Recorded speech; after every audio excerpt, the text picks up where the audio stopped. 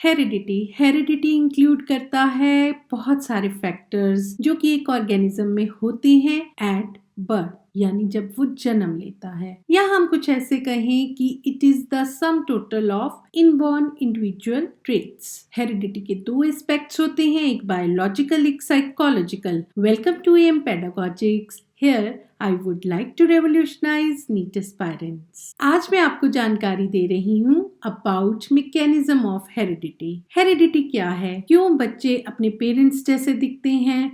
क्यों भाई और बहन एक दूसरे को रिजेंबल करते हैं? ये होता है because of inherit traits from our parents. Parents से बच्चों में traits inherit होते हैं. The passing of traits from parents to child is the basis of heredity. We can say that inheritance is the basis of heredity. Heredity के दो aspects होते हैं, एक होता है बायोलॉजिकल और दूसरा साइकोलॉजिकल। बायोलॉजिकल इसका मतलब होता है कि बायोलॉजिकल ट्रेट्स जो कि फर्टिलाइज्ड ओवम में प्रेजेंट होते हैं, और साइकोलॉजिकली का मतलब होता है कि वो ट्रेट्स इनेट टेंडेंसीज या इनेट कैपेसिटीज या कैपेबिलिटीज जो रिजेंबल करती हैं एक बच्चे को अपने पेरेंट्स के साथ। सो बायोलॉजिकल हेरिडिटी के बारे में अगर हम बात करें, it is a general observation that cow begets cow, यानी काउ के बच्चे काउ होते हैं और हॉर्स के बच्चे हॉर्स होते हैं, डॉग के बच्चे डॉग होते हैं और ह्यूमन बीइंग्स के बच्चे ह्यूमन बीइंग्स होते हैं।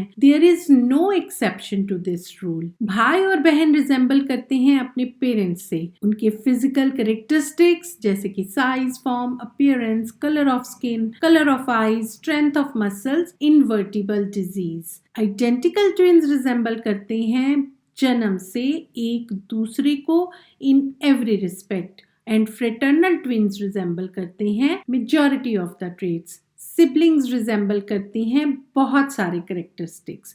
और साइकोलॉजिकल हेरिडिटी की बात करें तो फिजिकल करेक्टरिस्टिक्स के साथ साथ मेंटल करेक्टरिस्टिक्स भी इनहेरिट होते हैं। हर बच्चा बर्थ से ही सकिंग शुरू कर देता है, ब्रीदिंग शुरू कर देता है, हंसना शुरू कर देता है, रोना शुरू कर देता है और अपनी लिम्स को मूव करता है। सो ये सब इंस्टिंक्ट्स कहाँ से आते हैं? इनहेरिटेड होते हैं। इंटेलिजेंस भी एक इनहेरिटेड ट्रेट है। बहुत सारी स्टडीज ऐसे हैं कि जितने भी इंटेलेक्चुअल कैलिबर के जो बच्चे होते हैं वो अपने पेरेंट्स को रिजेंबल करते हैं। बहुत सारी केस स्टडीज ऐसी आई हैं जिनमें की एविडेंसेस हैं क्राइम कमिट करने वाले पेरेंट्स के बच्चे भी वैसे ही होते हैं। डिफरेंट साइंटिस्ट ने हेरिडिटी की डिफरेंट डेफिनेशंस दी। उन डेफिनेशंस का मीनिंग चाहे सेम था लेकिन उनकी लैंग्वेज में थोड़ा बहुत डिफरेंस था। डेफिनेशंस को जानते हैं। जेम्स ट्रेवर ने बताया कि heredity is the transmission from parents to offsprings of physical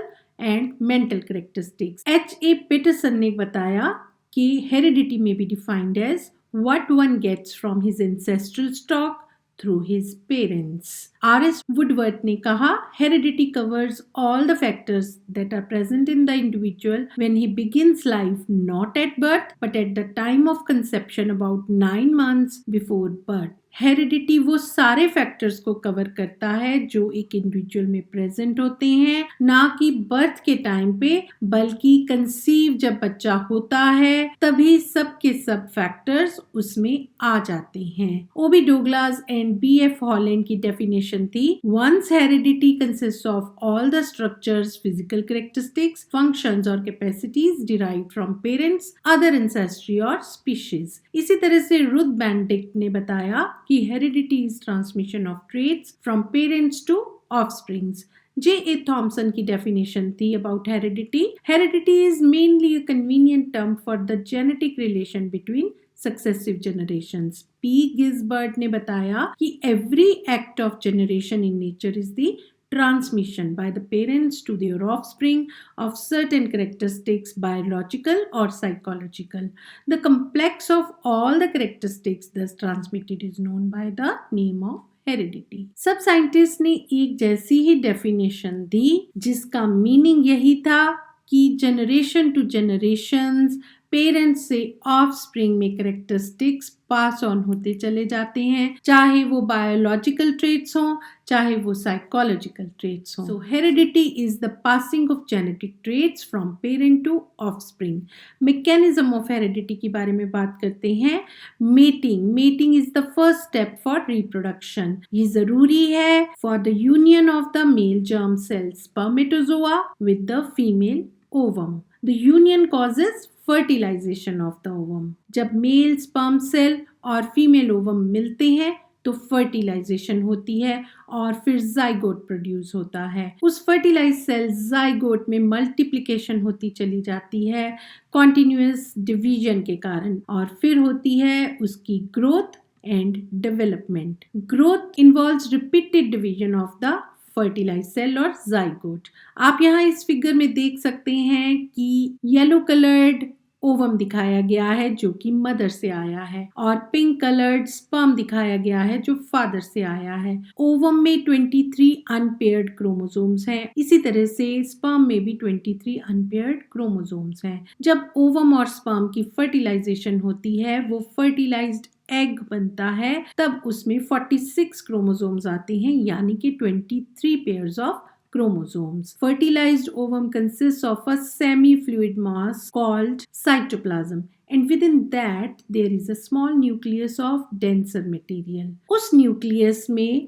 होते हैं ट्रेट्स, दोनों पेरेंट्स के ट्रेट, और फर्टिलाइज्ड ओवम में 23 पेयर्स ऑफ क्रोमोसोम्स होते हैं, 23 फादर से और 23 मदर से। यहाँ पे शोन है प्रेजेंटेशन ऑफ क्रोमोसोम्स। आप यहाँ पे देख सकते हैं कि हर पेयर में एक क्रोमोसोम दूसरे क्रोमोसोम से मैच करता है। इन्हें ऑटोसोम्स भी कहा जाता है। 22 पेयर्स ऑटोसोम्स होते हैं जो कि होमोलोगस होते हैं, लेकिन एक पेयर होता है जो कि सेक्स क्रोमोसोम्स को रिप्रेजेंट करता है। आप यहाँ देख सकते हो 23rd क्रोमोसोम जिसके नीचे लिखा हुआ है X और Y। जब X और Y क्रोमोसोम प्रेजेंट होते हैं तो वो एक मेल ह्यूमन के होते हैं, और जब X और X क्रोमोसोम एक जैसे दोनों क्रोमोसोम्स हों 23rd पेयर में, तो वो फीमेल ह्यूमन होता है। Next slide is about genes. Genes कहाँ प्रेजेंट होते हैं? इस फिगर में आप देख सकते हो कि एक सेल शोन है। सेल के सेंटर में न्यूक्लियस है। न्यूक्लियस के अंदर क्रोमोसोम्स हैं। क्रोमोसोम्स किस चीज के बने होते हैं? क्रोमोसोम्स बने होते हैं डीएनए के, और डीएनए किसका बना होता है? Different combinations of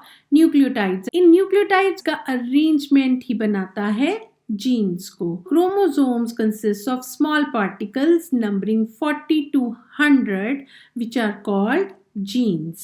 Genes are the real carriers and determinants of heredity. Traits कौन लेके जाता है? Traits को कौन कैरी करता है? Traits को जीन्स कैरी करते हैं। सो ये जीन्स कैरी करते हैं कुछ स्ट्रक्चर जो कि रिस्पॉन्सिबल होता है एक पर्टिकुलर ट्रेट की डेवलपमेंट के लिए। इसके लिए बहुत सारे एक्सपेरिमेंटल एविडेंसेस हैं जो ये प्रूव करते हैं कि फिजिकल ट्रेट्स जैसे कि colour of the eyes, skin, size, type of blood या फिर कुछ ऑर्गेनिक डिजीजेस, इन सबको रिस्पेक्टिव जीन्स रिप्रेजेंट करते हैं। अगर आप इन फिगर्स को देखें तो यहाँ पे क्लियरली शोन है कि सेल के अंदर होता है न्यूक्लियस, न्यूक्लियस के अंदर होता है क्रोमोसोम, क्रोमोसोम बना होता है डीएनए का, और डीएनए के ऊपर अरेंजमेंट ऑफ न्यूक्लियोटाइड्स होता है। जीन एक डिस्टिंक्ट सीक्वेंस होता है न्यूक्लियोटाइड्स का जो कि एक क्रोमोसोम को बनाता है, जो कि डिटरमिन करता है कि एक पॉलीपेप्टाइड में या एक न्यूक्लिक एसिड मॉलिक्यूल में मोनोमर्स किस ऑर्डर में प्रेजेंटेड होंगे और किस तरह से वो सेल को बनाएंगे। एक gene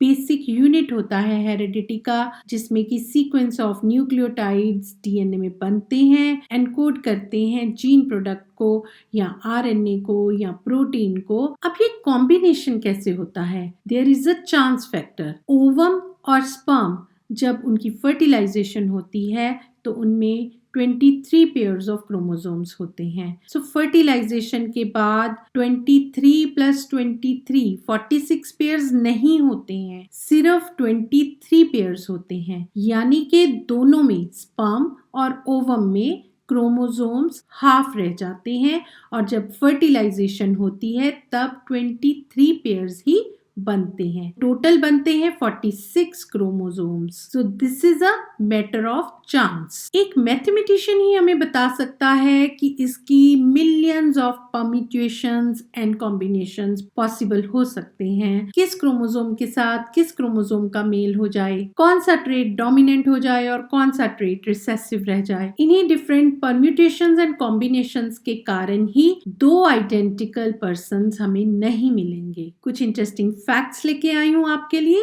characters are controlled by genes. Each gene controls one character. There may be two or more forms of genes. One form may be dominant over the other. Genes are present on chromosomes. An individual has two forms of gene, whether similar or dissimilar. Two forms separate at the time of gamete formation. Two forms are brought together in the zygote. Entrance corner के लिए question लेके आई हूँ आपके लिए। Gene flow is described as option A, the transfer of genes between population which differ genetically from one another but can interbreed. Option B, the exchange of genes from the female to the male organism. Option C, the transfer of genes from the nucleus to the chromosomes. And option D, the transfer of genes from the sperm to the egg. इस question का answer जल्दी से comment section में करें। अगर आपको मेरी video पसंद आ रही है तो लाइक करें, शेयर करें अपने पीयर ग्रुप्स में, subscribe to my channel and press the bell icon.